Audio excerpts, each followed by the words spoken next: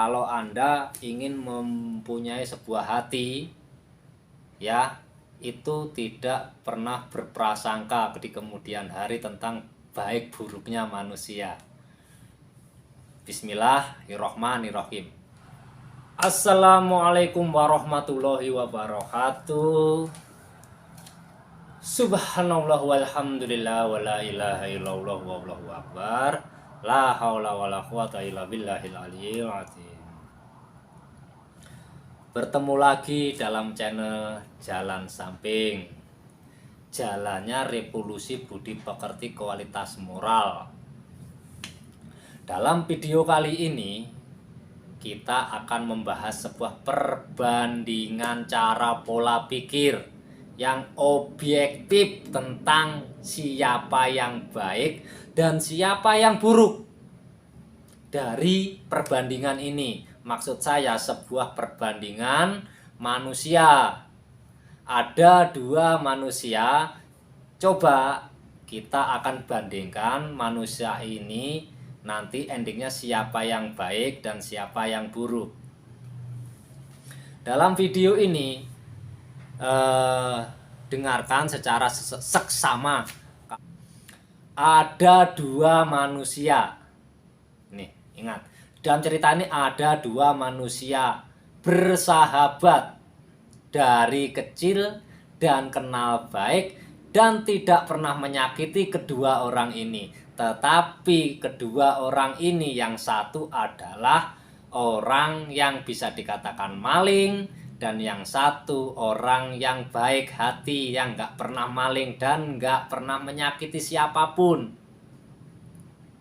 Ingat, ada dua manusia, yang satu maling, yang satu orang baik. Kita pelajari pertama, perbandingan ini di mana nanti biar kita hilang rasa seudon kita terhadap manusia yang lain. Dan kita akan menjadi berbelas kasih. Cerita ini sangat penting. Dua orang manusia ini hidup di suatu negara yang negara itu sudah sangat susah.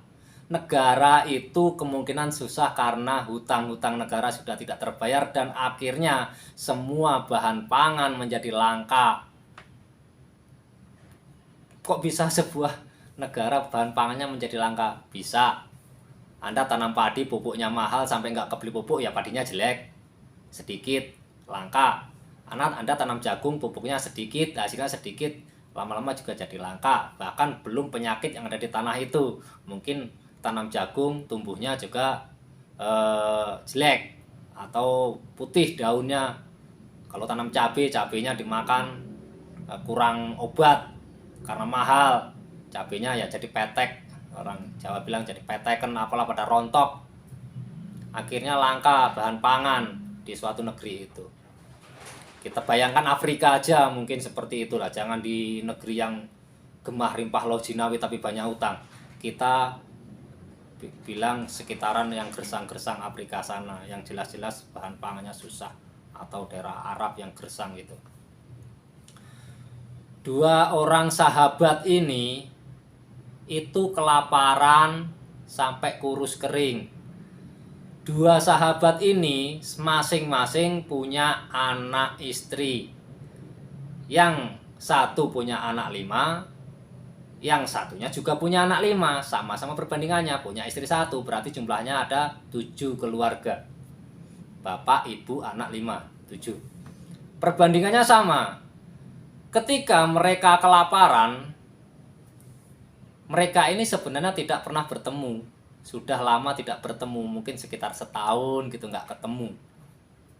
Si maling itu mau maling kemanapun dia nggak ada cara, tidak pernah mendapatkan malingan.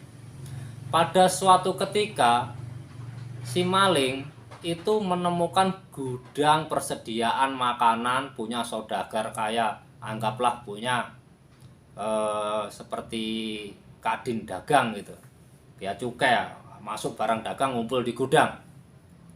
Si maling dengan cepat dan sigap dia mengambil berbagai macam bahan-bahan makanan. Karena kelaparan itu sedang menghimpit, dan sudah berminggu-minggu tidak makan, akhirnya kan kurus kering. Anak istrinya kurus kering, udah mengancam jiwanya, ini maksud saya.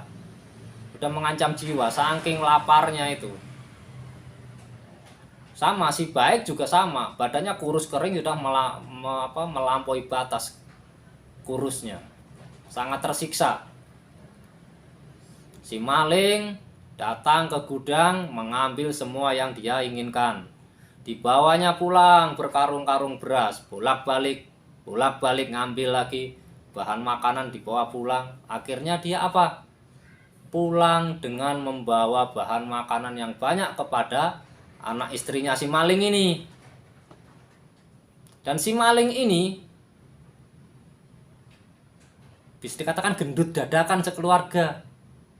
Dari lapar yang mengancam jiwa, makan kenyang, sampai bisa dikatakan memutahkan makanan aja nggak kehabisan makan karena dia ambil berkarung-karung di waktu kemarin.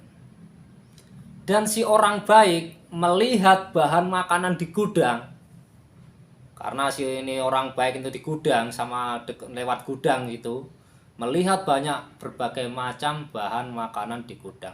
Si orang baik itu tidak mau mencuri sedikit pun. Karena orang baik itu selalu mengukur dengan kebaikannya. Orang baik selalu mengukur dengan kebaikan, itu penting satu dicatat.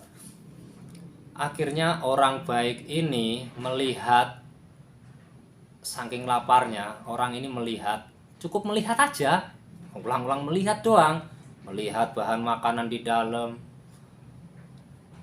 gudang. Dia tahu, oh itu ada makanan banyak, bahan makanan banyak, tapi si orang baik tidak mengambil. Akhirnya pulang dengan tangan kosong.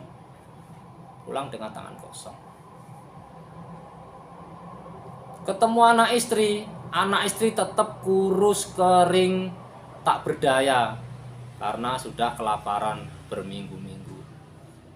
Dia makan seadanya, mulai dari rumput sampai tanah, air minum. Akhirnya apa? Di kemudian hari kedua orang ini bertemu. Di sini cerita yang sangat tragis. Kedua sahabat bertemu di depan rumahnya si maling.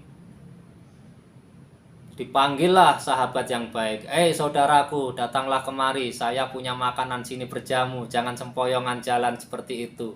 Mari datang ke sini. Diundang masuk, dijamu makan sampai kenyang si orang baik ini. Karena si maling itu punya bahan makanan yang banyak. Karena dia sahabat baik, dia sudah berikan bekal kepada anak istrinya nanti. Saudaraku, setelah makan nanti pulang bawa bekal ini ya.